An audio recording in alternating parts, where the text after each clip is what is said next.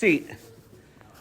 Again, this is recording. I'm actually going to start this off with a question from one of my previous students. It's a long paragraph because he texted it to me. It said, "How do you know this one," he means God, "is any different from the other ones? Old Testament God seems to be in one small region of the world and only deals with one group of people. It had blood sacrifices, seemingly just like most other religions, if not all of them, called for others for going to war, annihilating people in certain areas. It just kind of seems that God in the Old Testament is exactly like everybody else's gods back then, except the Jews just worshipped one. In Hebrews 10, it says that God never desired sacrifices and gets nothing from it, and that it was just done in accordance with the law. But isn't he the one who made the law? When I've asked before, I was just told that God was that way because that's how the world was back then. But that just sounds like it was made up, just like the other times. What makes it different from the others? I know there's supposed to be an element of faith, of course, but the same could be said about any of them. So why is this one right and the other one's wrong? I've answered that question probably here a little bit. It has to start with the problem. So you're asking the wrong question. When you ask the question about why this God is true or real and all the other gods false, you have to go back to what is the problem? Why is there any God at all? Right? Because God is not... What is that sound? It's like tissue paper. Oh, cool. Very thin. They're sticking together. I'm not cutting any of this out. It's too hard to edit. If anything, could be said about the other podcasts I did. It took me forever to edit, and now we have podcasts just out there because I haven't even edited them. So, what is the problem? You guys can talk. What's the problem? They don't know who you are. The problem is sin, right? The problem is that in every religion, there's a goal to attain the next life, to get to heaven, to get their God's approval, right? In order to gain God's approval in many other religions, they're trying to gain his favor through sacrifices or through means of good works. Can we gain God's favor through good works or sacrifices? No. So the difference is, with our religion or with this God, it is his attempt to restore a relationship, right? That sin separated us from him, or Adam and Eve from God because of their sin, because of their mistakes, which is the same as everybody else's. And so that separation caused a fracture in the relationship, and God is trying to restore that relationship. So what about sacrifices? Why does God require sacrifice? Well, it's not because he takes any pleasure in it specifically, or that you gain favor by sacrificing. Like the Aztecs would lob off the heads of other people for sacrifices and roll them down the steps of their temples, right? That's a real thing. And for whatever reason, people get upset that, colonization stopped that from happening, right? But this idea that God is trying to desires sacrifices isn't the case. God requires sacrifices. And those sacrifices aren't meant to be anything more than a picture of what will occur, right? The sacrifices of lambs, the sin sacrifice that they give, is not saving anybody. It's not helping anybody, except for as a picture to show what will be done. Everybody in the Old Testament and the New Testament, they're saved by the same thing all throughout. You guys are saved not because, if you're saved, you're not saved because because Christ, although it's part of it, sacrificed himself. It's because you believe he sacrificed himself. You're not anything that you've seen or witnessed, right? Nobody here has actually been or was around for the crucifixion of Jesus Christ. Agreed? Right. So it's not because you've witnessed, not because you've witnessed something. It's because you have knowledge of something that had already happened. You look back to what had already occurred. And what do we do today that helps us remind ourselves of what had happened in the past?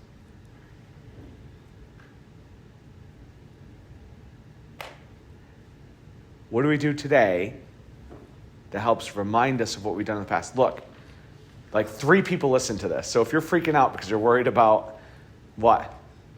Communion. So is there anything saving in communion? No. In the same sense, there's nothing saving in sacrifices.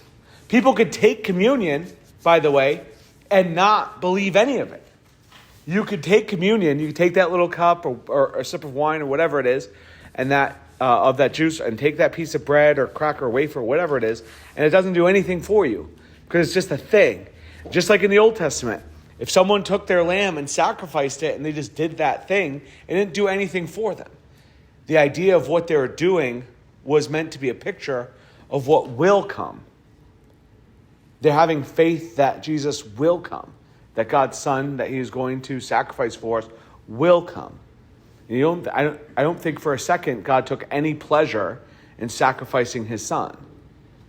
But he did things that was not pleasant for him because he loves us. That's the uniqueness of God, right? All these other gods are not looking for a relationship, a restoration of relationship with their people. They're demanding sacrifices of their people because they desire worship. Although God desires worship too, but it's more than worship that he's desiring. A relational worship versus a demanding, tyrannical worship. So that was his question. I'll bring up his other question later. Not later, but next time we do this.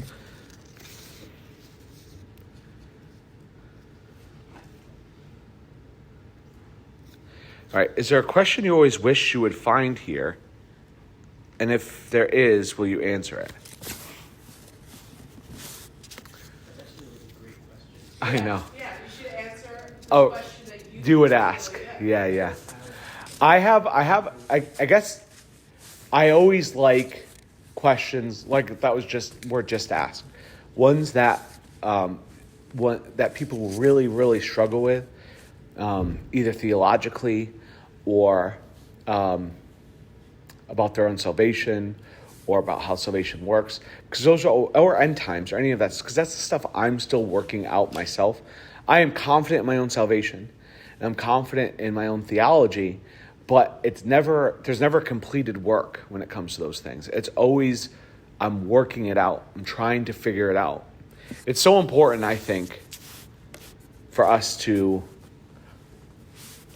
the more you kind of try to stand firm on solid ground as far as your doctrinal truths, the more I feel you fall into heretical thoughts. What I mean by that is, because God his thoughts are beyond ours, and my father hit on this a couple weeks ago, because his thoughts are way bigger than our thoughts and his ways are bigger than our ways, and of course they are, because he's God, and he's omniscient, and he's omnipresent, and he's eternal, and there's nothing in our heads that can even help us fathom that. Even if you think about space, the more you guys think about space, the more it should freak you out, right? This comedian I like, he says, you think you're in America? Zoom out, right? You're on a planet, and that planet is hanging in nothingness. And that infinite nothingness is infinite. And that infinite nothingness is expanding. Nothingness is expanding more. That doesn't make any sense. The more that you think about space and infinity, your brain should start being boggled. That we live to 100 years old, do we think that's a long time? You think that's a long time? Could try thousands and thousands and thousands of years upon however many more years to come and upon eternity. Our brains can't fathom it. And so we do our best. Say again? So I just don't think that's fine. But then we don't recognize that we can't fathom that. But then we try in all of our churches and our buildings to sit and say, well, God is this. we can't even fathom eternity, but we're going to take God and say, this is how he is, and this is how he behaves, and this is how he thinks, and this is how he responds, and this is how he acts. And we're going to be very dogmatic about it and argue about it and be mean to each other about it and potentially kill each other for it because we are trying to make sure that people think of God the same way we do. And you should be using scripture, of course, but continuously working out your faith, continuously working out what you believe and what you know about God, because that book that we have, although it is great and it's the only truth that we have, it's not complete.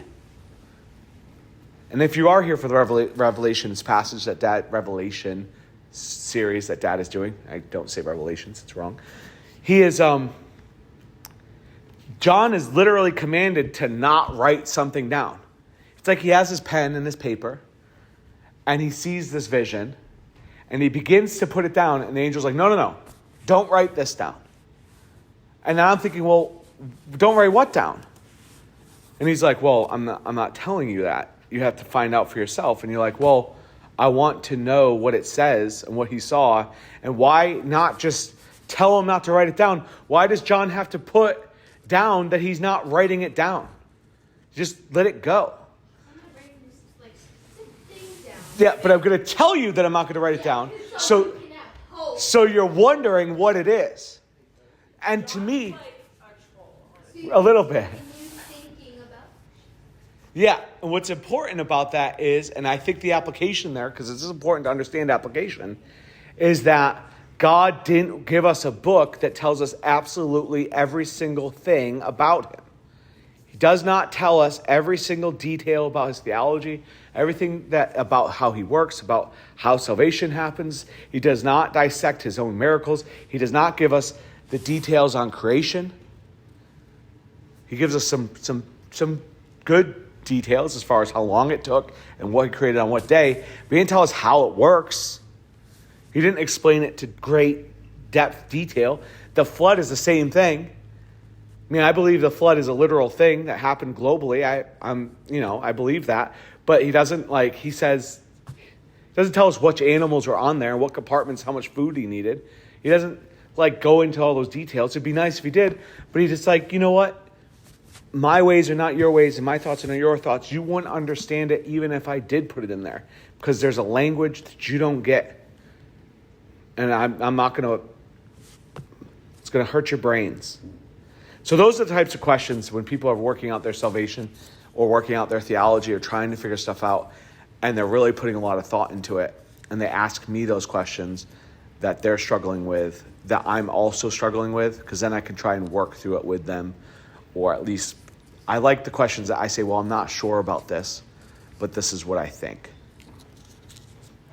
I don't know if that answered your question. I tried. Yours are all the big ones, so. Ours. If you were an animal, what would the worst one be? What would the worst animal be? I don't know. That's a tough question. Moses. Yeah, that's it. What would if I was an animal, what would the worst animal be? So the tough thing about that question, the very difficult thing about that question is, let's say a slug, right? Let's say that's it. You're slimy. You don't have a home. You're like a homeless snail, right? You're a slug, right? And you're anthropomorphizing an animal. You're like, does a slug really care that he's a slug? She's like, well, at least I'm not a human. Well, maybe they're saying, like, you're human now, and then someone and turns then you transform into an animal. Right.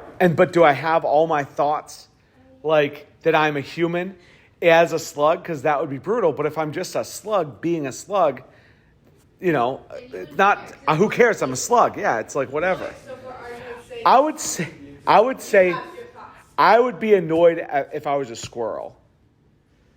For two reasons. All right. For many reasons. One, it's completely legal to hunt us. All right, as squirrels, completely legal. And nobody cares if a cat kills us or any of that stuff. Nobody has any problem with that. And the predominant thing we eat is seeds, and everybody's keeping us from eating the bird seeds. Like the birds have a higher priority for their food than I do. And then everybody's building bird houses. Like, there's no squirrel houses out there. There's no, like, opportunities for squirrel living. Like, we have to work for all of our food and all of our stuff, and you're trying to keep it from us like it's any easier for us to get food as it is for birds. Yeah. That birds can fly. They have an advantage to finding food as it is. We have to climb trees and pack things up and put them in our houses, and birds will still eat our food because they can get into the holes and nests and things like that. So I guess a squirrel would probably, only because I have bird envy. If I was a squirrel, that would be the only reason. I'd be envious of birds, but that would be the only reason. Yes. Squirrels can't survive terminal velocity, though. So That's what's up. And they're super duper smart. I don't know if you've ever seen the YouTube video where a guy sets up like a Ocean's 11 vault for walnuts, and they have to go through and they progressively learn how each little phase works until they get to the it's pretty crazy. But it's still like there's a birdhouse right there that's just like 12 foot higher with a bird thing, and the bird's like, okay, I'll fly over to it. It's like, I'd be mad.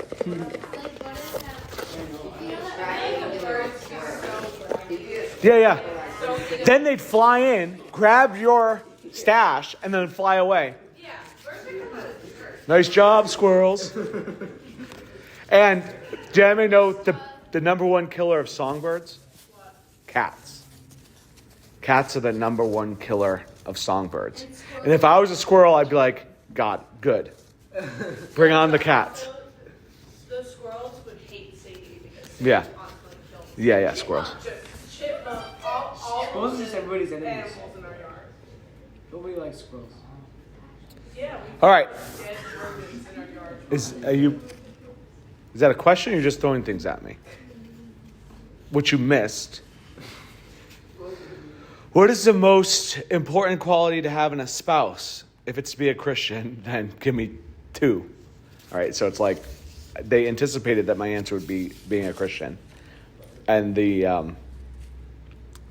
so the other part would be clearly like, so give me the other one. Yeah, the first one is clearly, if you're looking for a spouse, is that they're a believer. Second most important. If it's a woman talking to me about her husband. I think there's, I'm going to grab my chair. Yeah, squirrel needs to sit down. squirrel, man. He sits on a branch, just a little video. How did a pickle get up here? Is that what you threw? Pick up your pickle, you gross child. And is this piece of paper a question, or is someone just a moron? Oh, it's trash. All right. Maybe. So I could go at least 90 miles per hour. What was important quality. I think there's universal qualities no matter what the gender is, as far as spouse is concerned. I think communication and honesty, they fall hand in hand. That's why I said communication and honesty is extremely important quality. I think not lying to your spouse and being able to be honest with them is important quality, but you also have to be willing, and as far as communication is concerned, for them to be able to tell you the truth. That's important. Let's say you don't think you're attractive. You should hope that your spouse finds you attractive. But let's say you're wearing ugly clothes and your spouse thinks your clothes are ugly.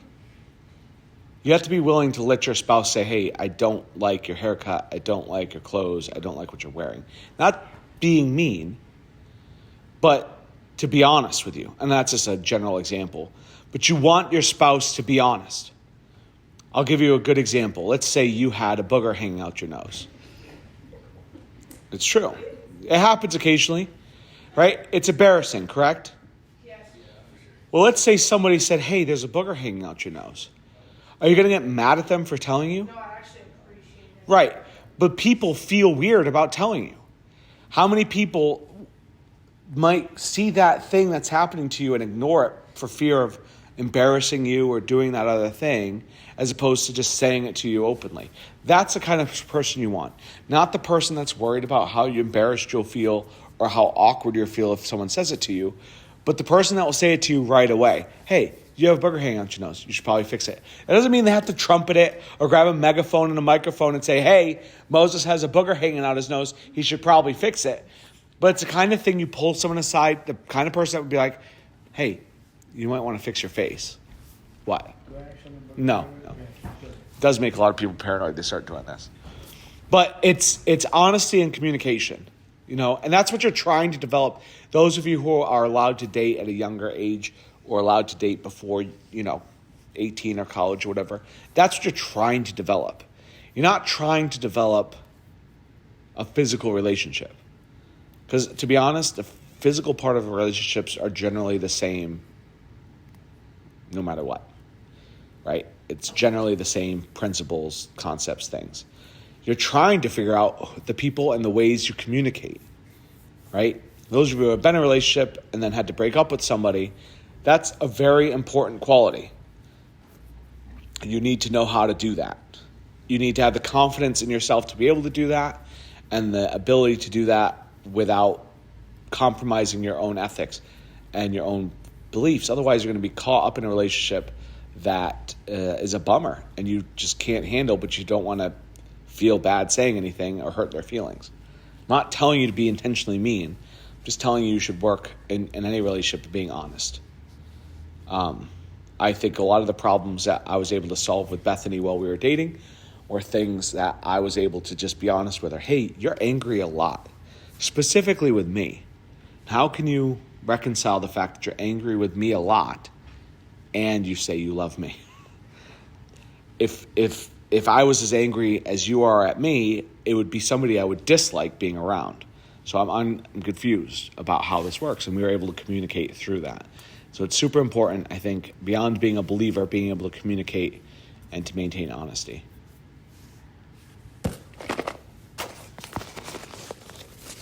Man, it's so big. This is yours. Oh, this one's longer.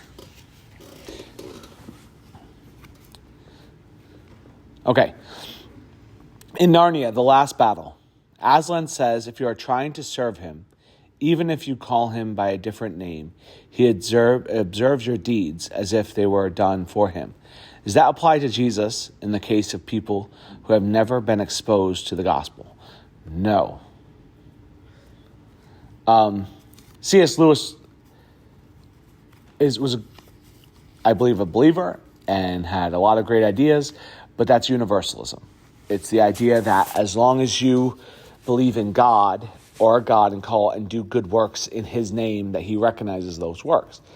So would you say that if someone was trying to do works by Baal or works by Zeus or works by whoever, Ra, that those works done by those gods would be the equivalent of doing them for God? No. And clearly not, because God destroyed all of the culture of Baal and Ra and Zeus. If in a competition between God and those other gods, he wins consistently, right? In that, and just for perspective, in that he is still worshipped today, and none of those, except for by morons who believe the earth is flat, worship those gods, right? Right. You a flat earther? Yeah, the earth is round like a tortilla. Round like a tortilla. Yeah. I thought it was like more like a pizza with thick crust, so there's like a wall that keeps like the sauce from falling over the edge. If the earth were actually flat, half would have knocked everything off Right, yeah. Oh my goodness. It's actually, Cats just knocking it. that's how it works. It's actually a piece of bread, and it's butter side down, and a cat's on top, so it just kind of sits, so it never falls. Because cats always land on their feet, and bread always lands butter side down. So,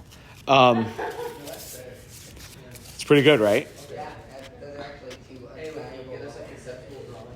Yeah. If you explained it a bit more. Yeah. So cats always land on their feet, and bread always lands butter side down. So if I flip a cat upside down and put a piece of bread on its back, butter side up, it just sits and hovers because they can't, it's like a magnet that doesn't function. Okay, so that's it. Yes, I can draw that. That's hilarious. So Aslan, I think C.S. Lewis has a decent principle, and I think it's hard. Again, it's the question that I first answered at the top. Universalism is a much easier theology to go by because it makes people happy. You could believe whatever you want. God accepts whatever. Everybody goes to heaven as long as you worship something. It's just not, I am the way, the truth, the life. Nobody comes to the Father but by me. I can see that. However, it's just like you're choosing not Yeah. to worship God and choosing to worship something else. Well, the question was I get it perspective. If it was like those tribes that. That was the question. Oh, really? Yeah, the question, the end of that question was, is this apply to those who have never been exposed to the gospel? Right. And again- I get the Universalism. Yeah. that if it was like those people that didn't know, but it's like applying to all the religions that involve a God, and then them like turning like going out of their way to deny it. I'm like In favor of their own. in favor of it, yeah, and I'm like, Yeah. oh, that's not Well- how it works. The entire nation of Egypt was basically destroyed. Right. Were they exposed to the gospel? Yeah. Well, the Israelites were. They're literal slaves. Right, but that doesn't make them exposed to the gospel. And then what's his name? Ramses, like God. Right, denied. Yeah, I don't deny. I'm not telling you that Ramses isn't accountable. I'm telling that all of the nation of Egypt was destroyed. Jericho was destroyed. Most of the tribes of Canaan were destroyed. Were they exposed to the gospel? Kind of. Well, yeah. Well, what Not was that? really. One guy that was like, if I find one person that's good, don't destroy the city. Well, or anything. That was Lot, but Yeah. God still destroyed the city. And it wasn't one person. It was, can I find 5 people? 5 people. And it was Lot was living there, and there wasn't 5 people to save. It was Lot and his family, 2 girls, I think, and his wife. So like one extra person. Yeah, and there wasn't. And God, and basically, Abraham was trying to convince God not to destroy Sodom and Gomorrah for Lot's sake, but he could just remove Lot from the city and then destroy those who deserve to be punished, like he's going to do with the church. FYI, there's many righteous on the church via God's righteousness, right? And the world, God will destroy the world potentially and create a new heaven, new earth. He's going to remove the people first, like he did Lot, and then proceed in his judgment. Does that make sense? I think the gospel, those tribes are, again, we have to remind ourselves that we don't earn salvation. It's not something we deserve because we're believers. That if we all die, and we still, whatever, if I don't believe in hell, but if you believe in hell, you all die and we go to hell, we still deserved that. Even if we believe what we believe and it ends up turning out wrong, we don't go to heaven because we deserve it. We go to heaven because God gives us salvation. That's why we go. Nobody deserves to go to heaven and is just being withheld something that they deserve. They're getting what they deserve. And you're like, that's not fair. Well, it is fair because it's justice. It's what they deserve. It's grace and mercy that bring us to heaven. Grace and mercy means a gift we receive that we don't deserve, and mercy is a punishment withheld that we do deserve. If we receive those two things, then that means that everybody who doesn't receive them gets the gift that they deserve and the punishment that they deserve.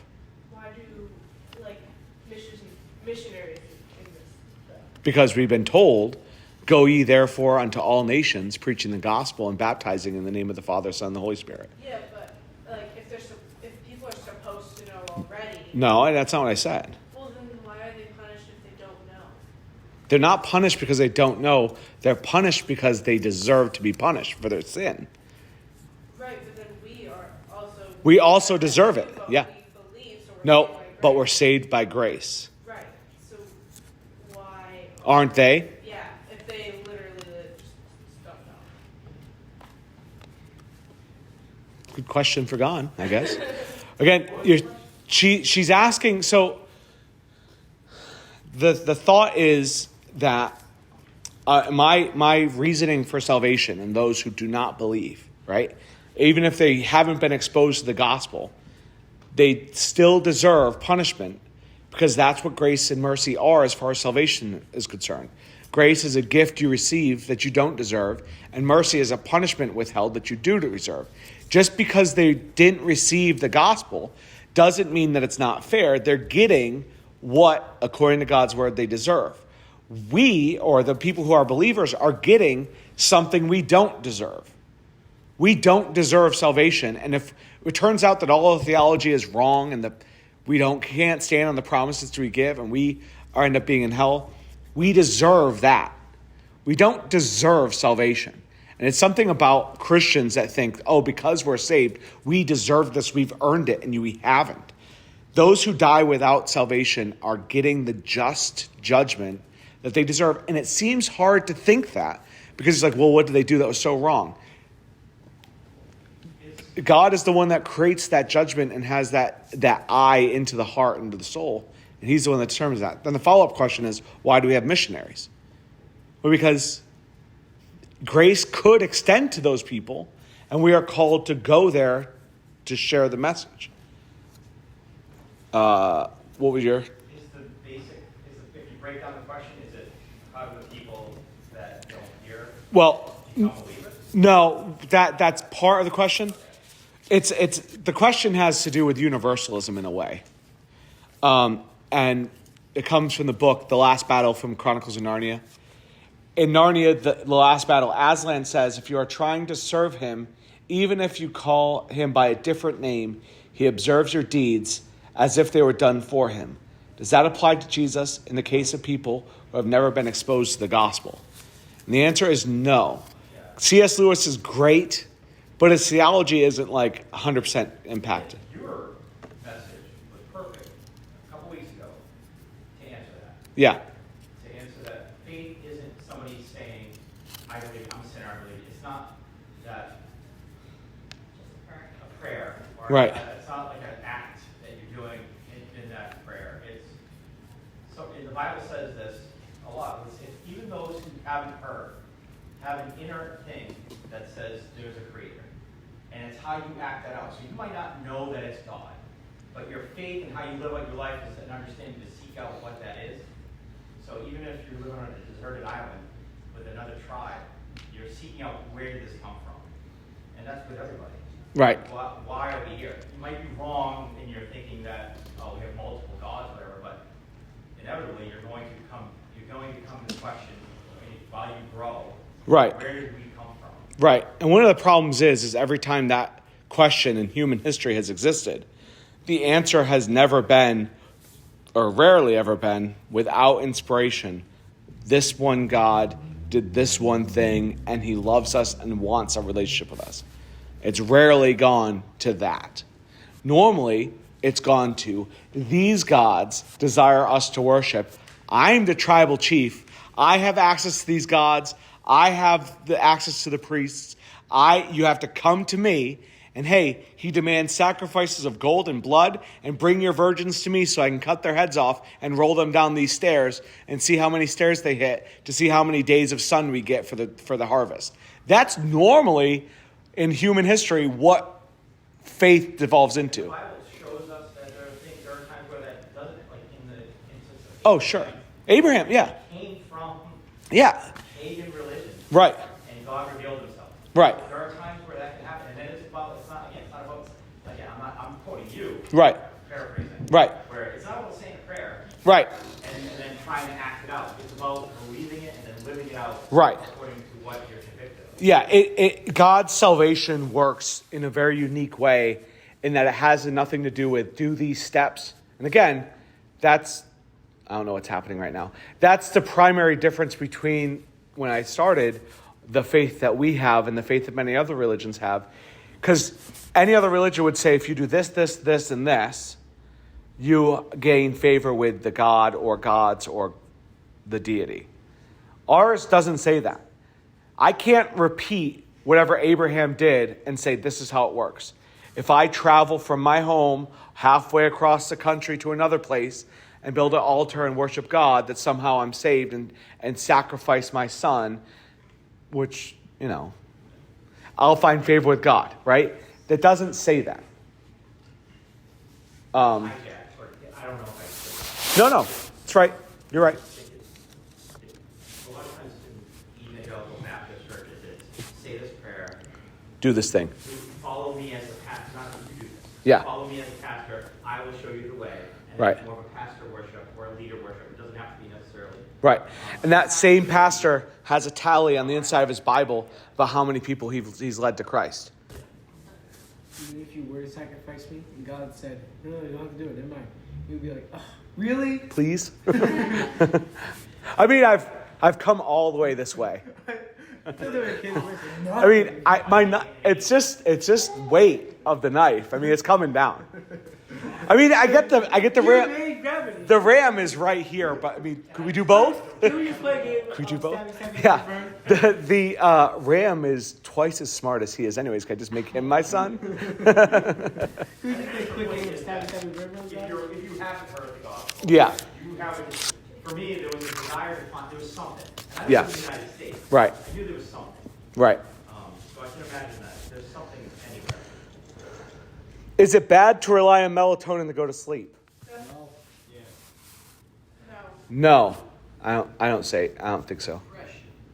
I'm not a doctor.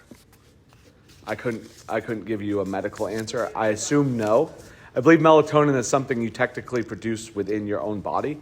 So if you add to it like vitamin D, is that true? I'm assuming the woman who works with oils would know. That melatonin is something you naturally produce within your body. So adding to it wouldn't be a problem. Yeah, I think that as long as it's under doctor's orders, I'm sure there are people that abuse it just like anything else. You might Right. not necessarily need to take that. It could be used as a Band-Aid procedure where Right. you really need to address something Right. more. Right. But So like I take vitamin D. Obviously New England, it has a lack of sun. But if I had been outside more, if I'd done more healthy behaviors, perhaps I wouldn't have to take the vitamin D.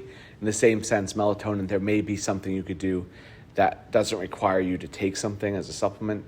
But I can't see too much harm in it anyways. I usually, if I really need to, I stopped doing it, but when I was a little younger, like 4 years ago, I really needed it to go to sleep. Yeah. I could not fall asleep. I- I could stay asleep. There's no judgment. If you take melatonin and go to sleep, I know. Because they're not. if Calvinism were true, why doesn't God just choose for everyone to be saved? He loves everyone. All right, listen. There's a 2-part question here, so I'm going to try and answer. There's a one question and one statement. I'm going to refute the statement and answer the question. So I'm going to start by I'm sorry, what was... if Calvinism were true, why doesn't God just choose for everyone to be saved? He loves everyone. I'm going to refute the statement by asking another question, and I'm going to need you to look in your Bible for the answer. Does God love everyone? And if you quote John 3:16 to me, I'm going to kick you in the chest. Yeah. I think that technically, I was not going to quote John 3. Is not the answer to that question. If anybody was thinking of quoting John 3:16, you're a bunch of losers. John 3:16, right? If you have to quote John, if you have to look it up, that's unfortunate. I found it. So loved. You can't read. I don't even know what you're trying to do. He's just reading John 3:16. Oh, as Pig Latin. Loved the world. Yeah. There's actually passages in Psalms that talks about God hating sinners. Doesn't it say somewhere that God abhors homosexuals as well? Yeah. Not homosexuality. Yeah, the act of homosexuality is a abomination, and that's what it says I was just... in Leviticus. Leviticus right now, but somewhere in Micah, I think there's something about his anger never ceases for someone. Sure. And the book of Psalms, again, you could find a lot more verses about God's hatred toward us, the sinner, not even the sin, because we hear that phrase a lot. God loves the person, hates the sin, hates the sin, loves the sinner, is what he says. Not true. And that's not biblical. You are again, the problem is we are again taking God and all of his thoughts and condensing them into one 3-word phrase. God loves everyone. That just is not true. He has the capacity to love anyone. That's the important part. Everyone is the wrong word. Anyone is the right word. He has the capacity to love anyone. And that's what's important. So the question is, the question that's asked is, why doesn't God choose for everyone to be saved? I'm going to answer that 2 ways. First, if he wanted everyone to be saved or have a relationship with him, why put the tree of knowledge of good and evil in the garden to begin with? Or why allow Satan to go into the garden to tempt them? If God's whole desire is a relationship, he can maintain that relationship without putting his tree there and without having Satan enter. He maintains the relationship just fine. So my response to that is, do you want a wife or husband that you just change the radiator and say, well, here's your only choice. You have to love me. Right? No, you don't. You could do that. You have no other choices, no other options. Here's the radiator. Hope you're comfortable with being chained to it. You have a good 10-foot radius. You could walk around the house, but you can't look at the outside world. You can't look at anything else. It's just this. He's having some good marital suggestions right now. No, you want the person that you love to choose to love you. All right? And so when it comes to this idea of God and his elect, he has this idea, it starts with this Garden of Eden thing, where he says, given the choice between myself, and I look at Garden of Eden this way, right? Picture a library with all the books and all the knowledge you can access. Everything you could learn and read and know that's helpful is there. Okay? But there's one Hustler magazine, and it sits in the center of the library under glass, and God says, don't bother with that. If you guys don't know what Hustler is, you're doing good. Your life is a good thing. Playboy's out, so whatever, it's a pornography magazine. If you don't know what pornography is, you're doing good. Your life is great. But say that's sitting at the center. There's no knowledge there that needs to be gained. There's nothing helpful to it. There's no benefit to it. There's no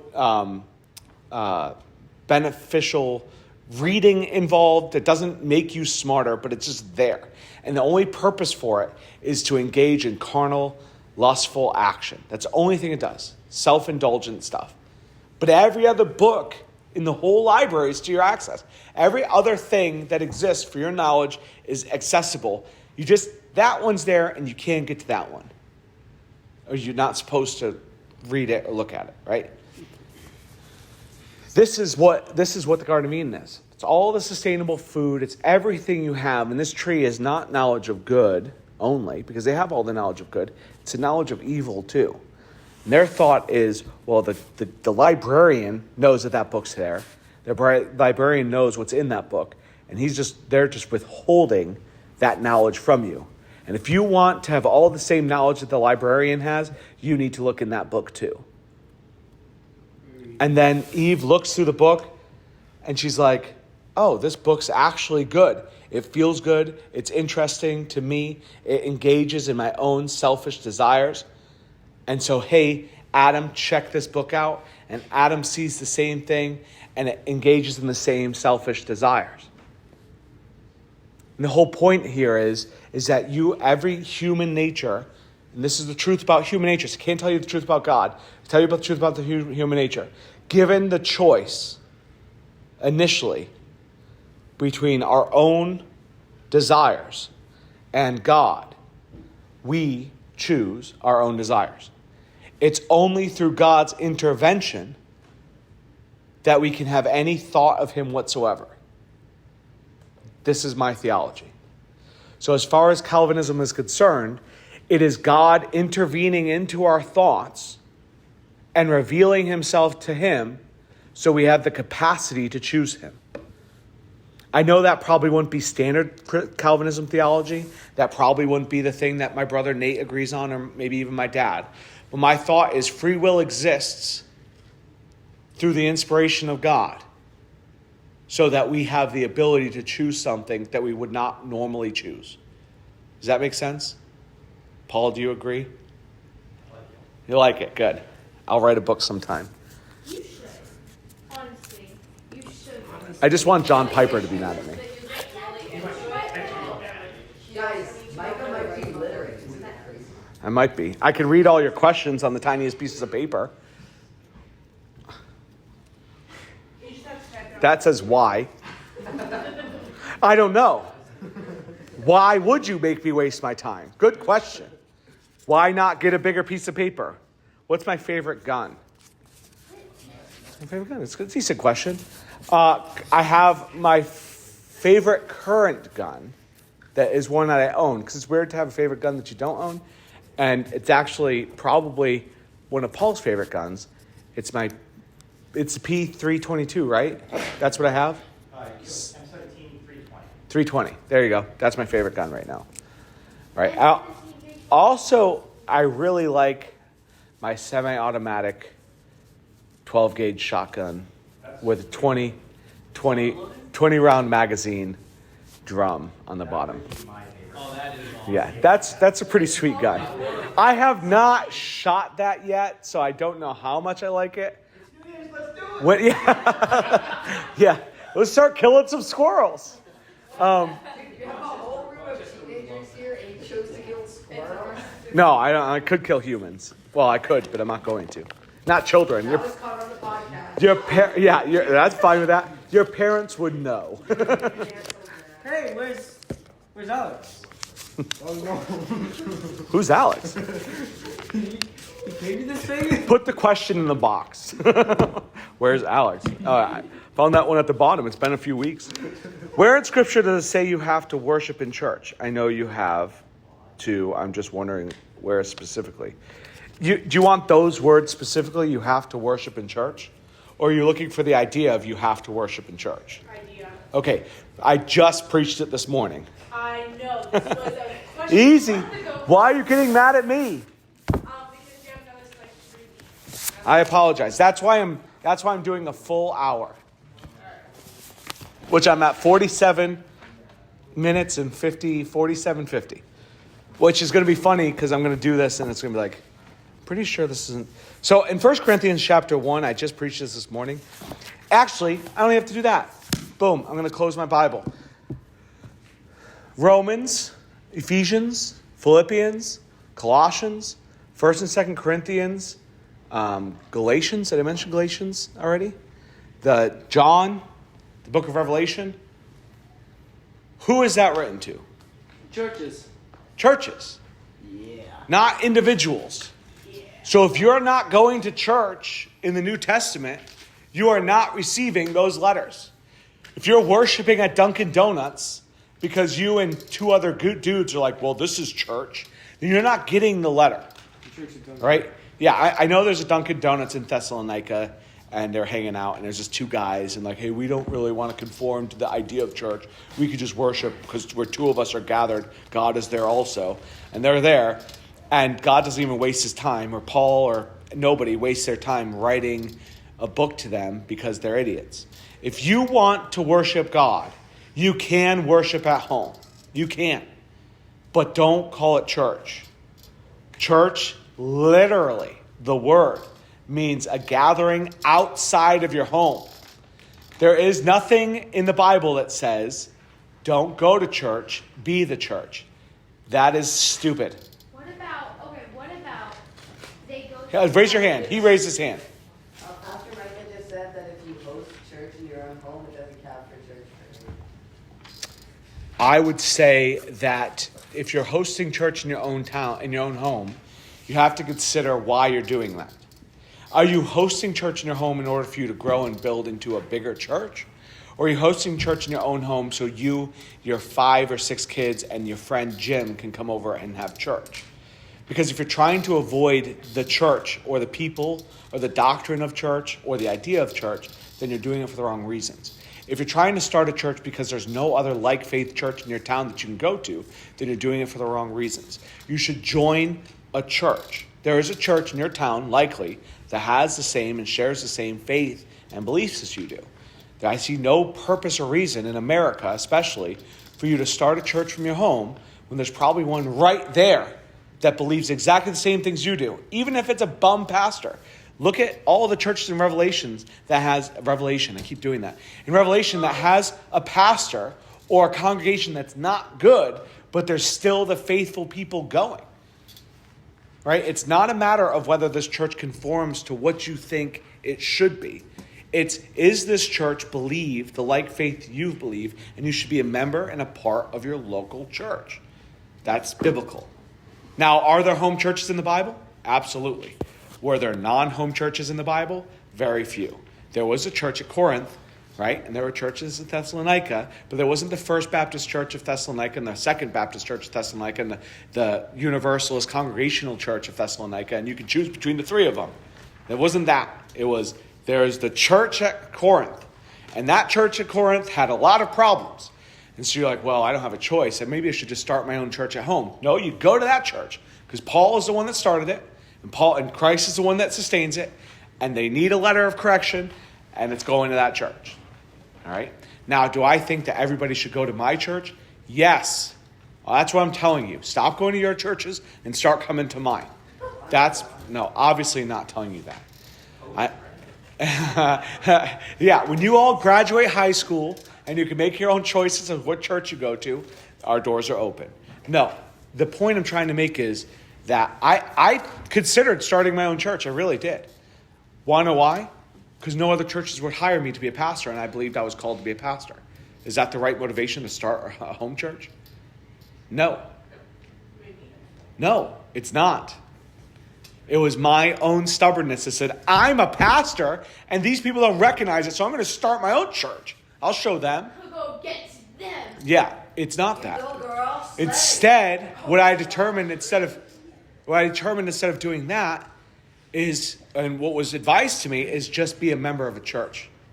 Don't worry about trying to sell yourself as a pastor. Don't worry about telling everybody about your plans and your ambitions. Just be a member of a church, because that's biblical.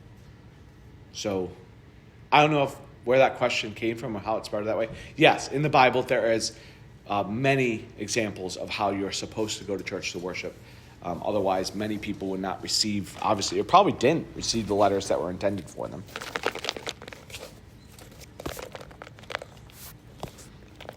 I'm running low. That's not even a question. That's trash where it belongs. If you run out of questions, I have stuff. What type of culture do I enjoy learning? Greek, mostly. I find... Who asked that question? I don't know. I find... Thank you for that. I appreciate clapping at me reading the question and answering it briefly. I find, mostly because so much of the New Testament exists in the Greek culture, but I find their art to be almost the pinnacle of art. It comes up to that peak, and then it's copied a lot, even in the Renaissance. So a lot of our symbolism, for Christian symbolism, comes from that Greek artwork. Romans copied the Greeks. Greeks were aiming for perfection, and so much of their art and architecture points to that perfection. And even their literature, Homer and a lot of others, and their history, they're the founders of real history, of trying to do research and writing it down and learning it. We wouldn't have the book of Luke if it wasn't for the Greeks. So if it is the cradle of what is our civilization, it's the knowledge that we and everything that we know kind of comes from that culture. So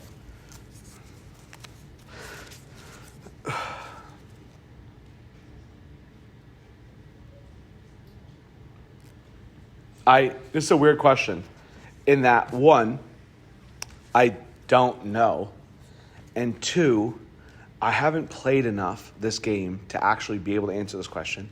says, who is your favorite Fallout New Vegas non-playing character? I don't know. I don't play that game even nearly enough to know. Want to know when I beat that game? Want to know when I did that? A while ago. 2010. Before I was born. Back Yes. when I- Like, I have a hard time remembering. I have a hard time remembering your names. If you think I'm going to remember a game and then, yeah, the main character. Wait, that's a non-playing character. I don't know. Mole rats. All right, last question in the box. Oh, maybe, unless that's a question too. Istra wrote another stupid question. I just want to text you.